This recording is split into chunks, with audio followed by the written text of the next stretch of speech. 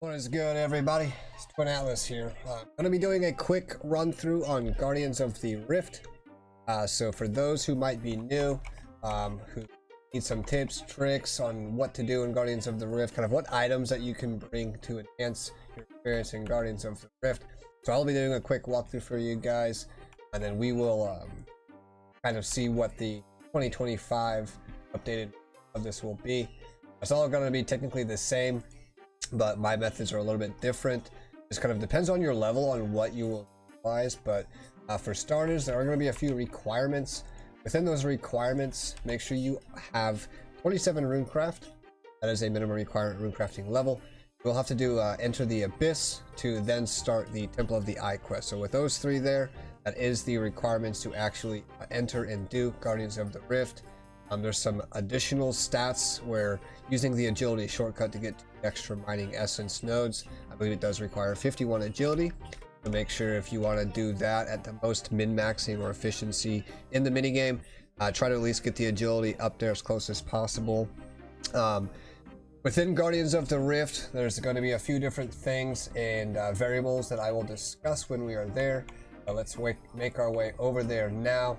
Once you do those quests, you'll then warp to Draenor. There's a few different teleport methods. I just usually go to Draenor all I ever need. And we'll run over here, run south over to the Wizard's Tower.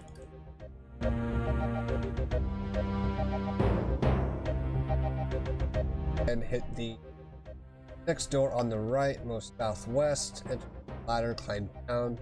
Once you get down the ladder and you've completed those quests, you'll enter this door here. Then appeared should be a portal. Talk to the G lamp just because of the player. You'll enter this portal. This will take you into Rift layer, Guardian Rift. In here I will discuss a few things that are going to be important to know before we go ahead and get started. We will start with the rewards. There are numerous rewards that you can earn from this minigame. Within those rewards, there is an in-game currency. That in-game currency is going to be the pearls. There's abyssal pearls. You can buy numerous pieces here. Probably most, I guess, known and initially purchased out of the eye, up top of the eye. That entire outfit there will give you a passive 2 in a rune crafting experience. So even if you don't win some of the unique rewards, that is also a very good chase.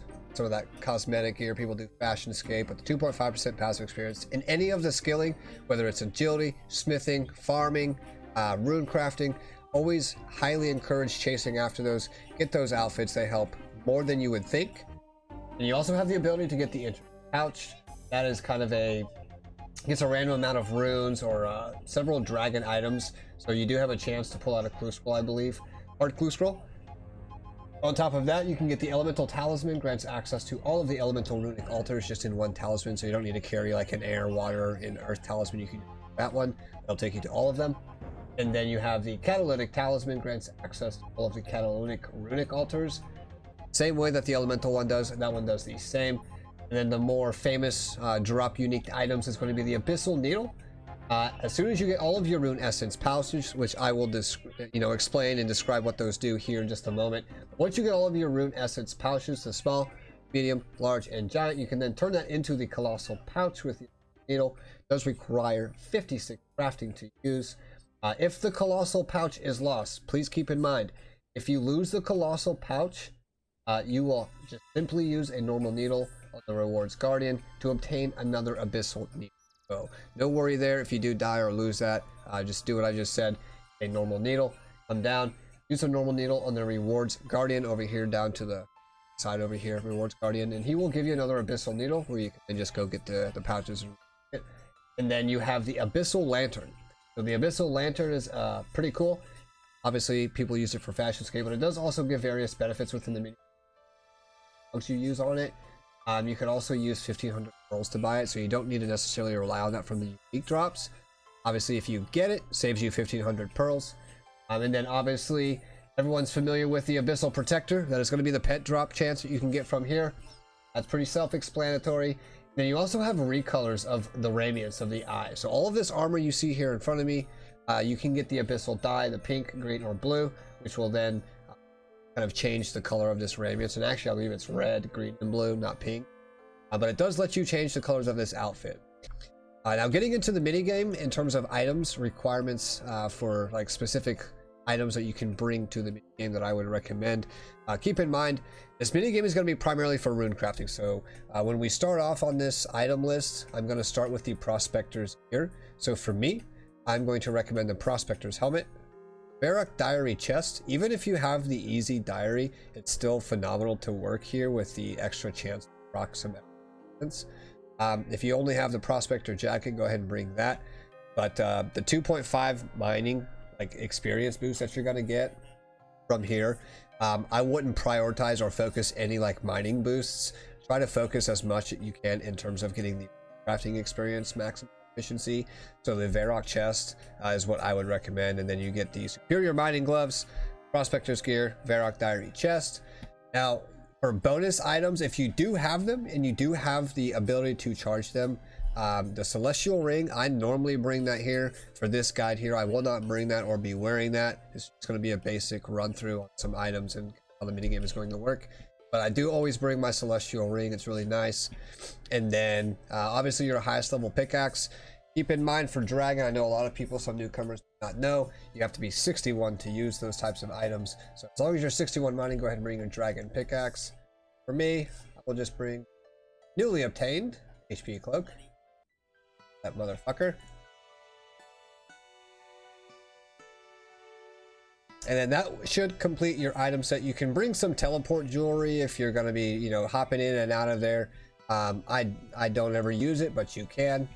Again, my ring slots usually my celestial ring.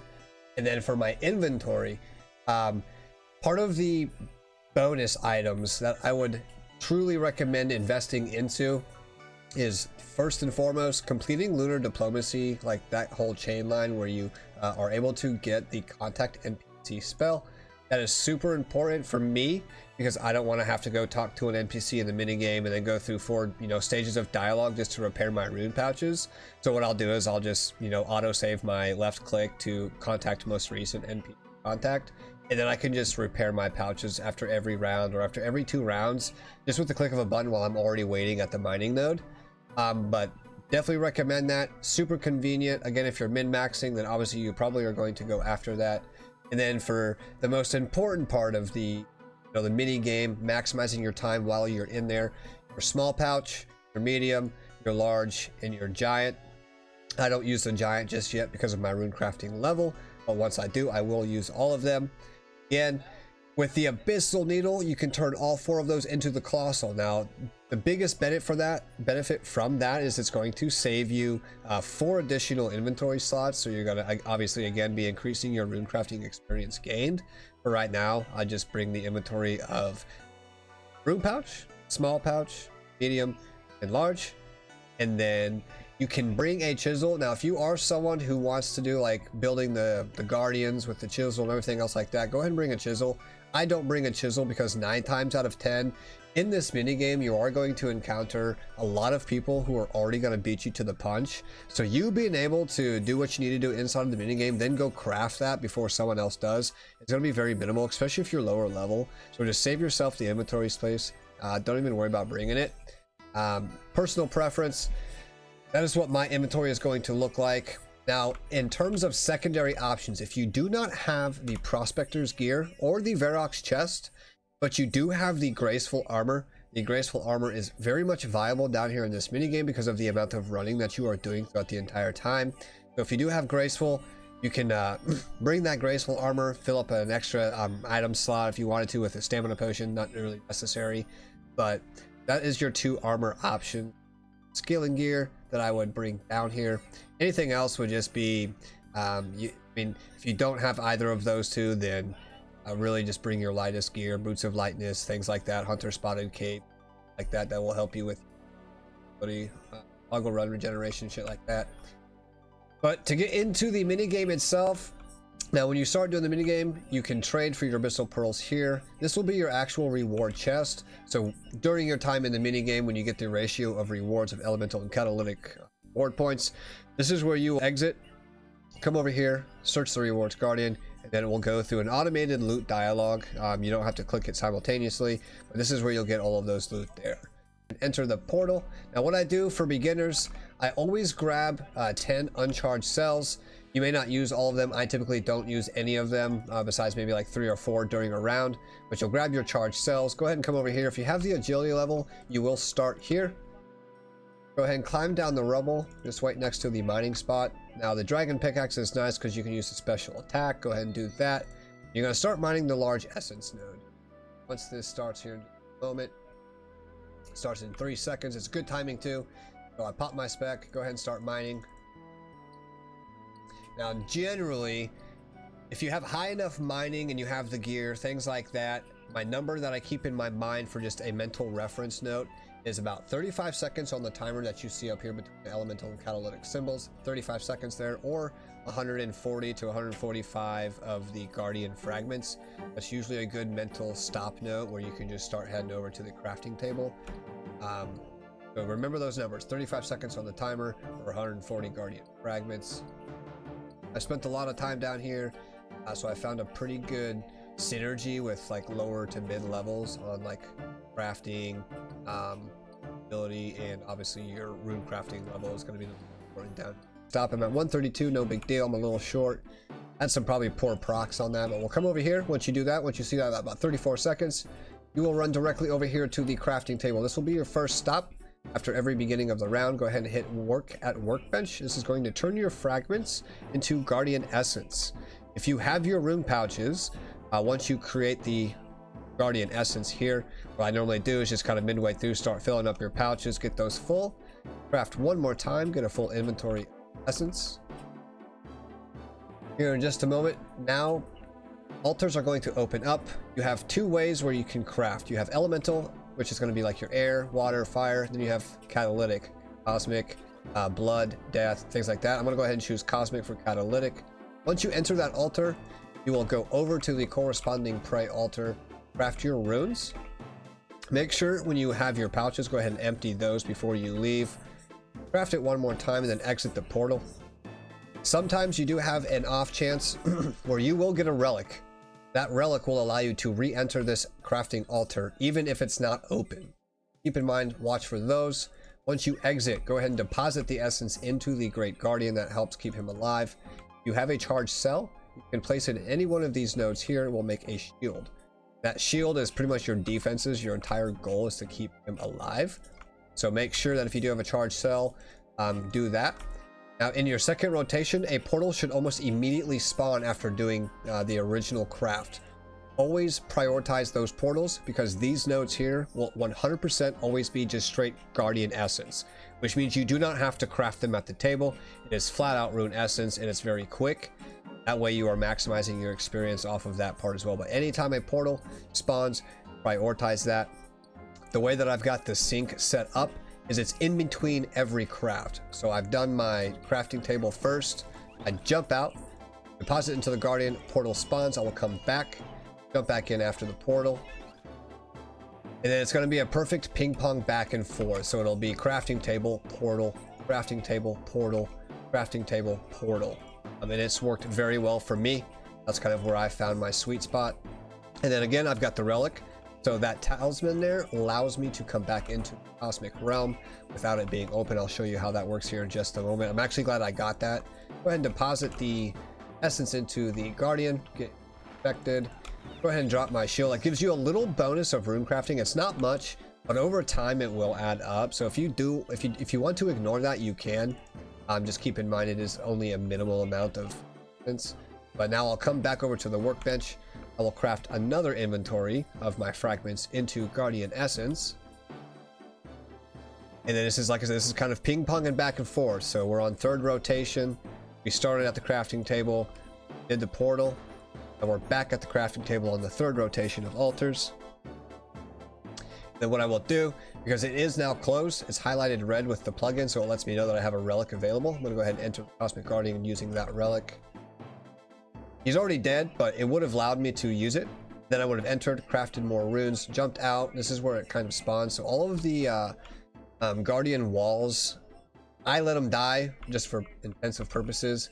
but these will all have shields. People are going to be building your elemental or your catalytic guardians. These are little mini guardians that kind of run around the outer edge, keeps the guardian safe and on top of the the big thing to note while you are in here, the two most common methods that I see people do when they are doing their elemental and their catalytic is people like me who will go from elemental, and next rotation I will go to catalytic, then elemental, then catalytic, and kind of keep them as even as I can.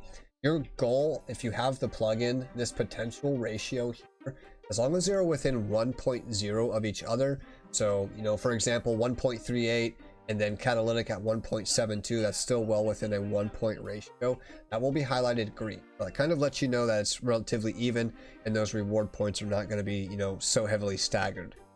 Now if you do end up staggering either your elemental or your catalytic, let's say your elemental's at 5.0, catalytics at 0.89, some people will come in, they'll do like 10 rounds of elemental, and then they'll leave the mini game, come back in and do 10 rounds of catalytic, and then they're kind of always offsetting those and bringing them back up to one another.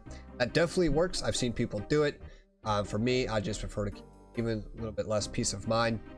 But with those reward potentials, you do have the ability to get a proc where even if you are below a certain like full 1.0 threshold, don't quote me on the percentage, but it can proc itself to actually give that upgrade up to that next and then from there it's literally all you're doing is just keeping your elemental energy and your catalytic energy as close to possible with one another as you can, keeping the guardian alive during the whole mini game by building your shields, again dropping your charged cells into those platforms there to build a shield.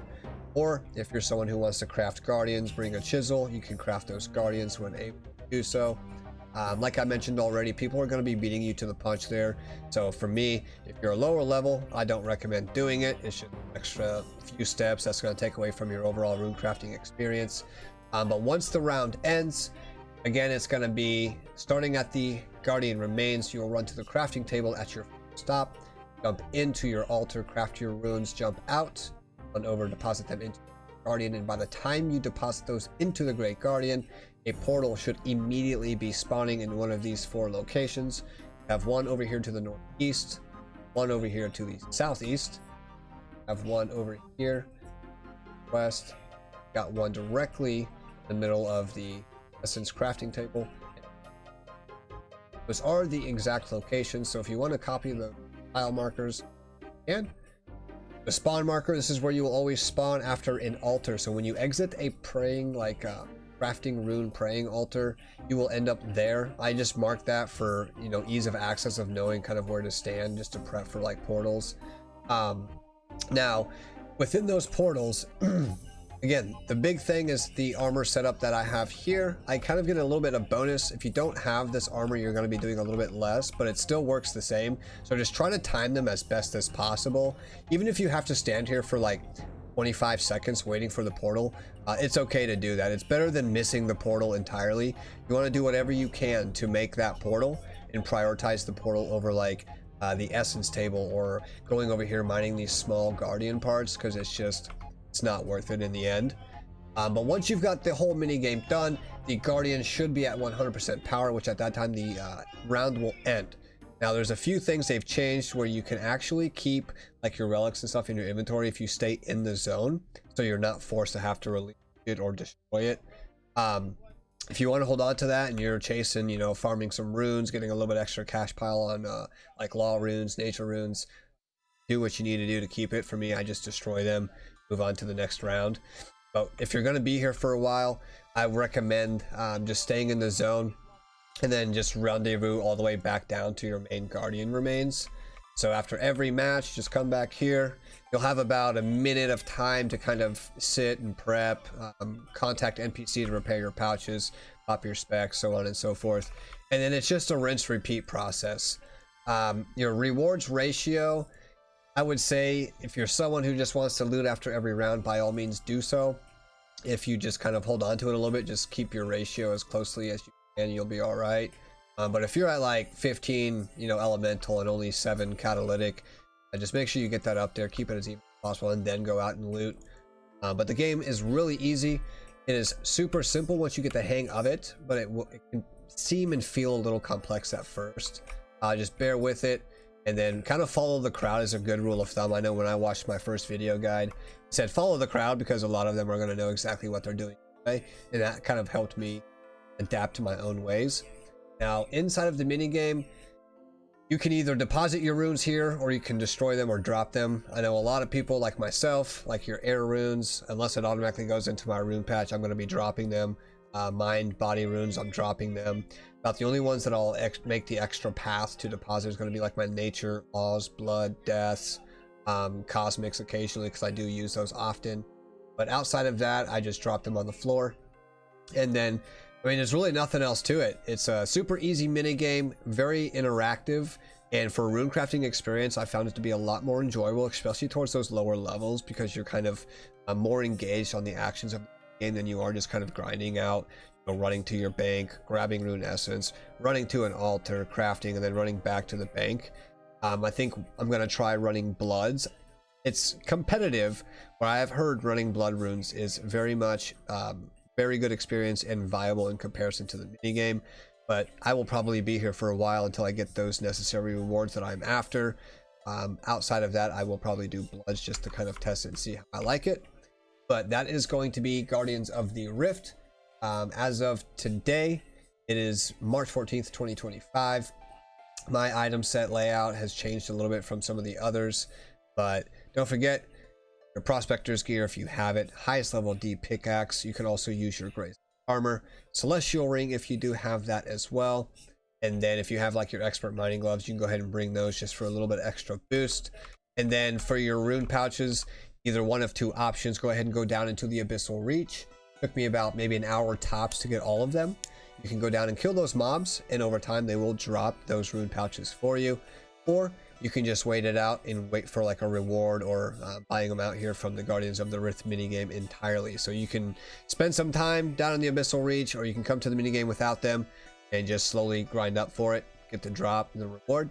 I recommend going to the abyssal reach. Super helpful and super quick. To get all 3 pouches in an hour is a little bit more quicker than coming here and waiting for it. But yeah, that is Guardians of the Rift. Thank you all for tuning in, watching my guide. I hope you guys all enjoyed. If you guys have any additional tips and tricks that I may have missed or not mentioned, make sure you mention those in the comments below.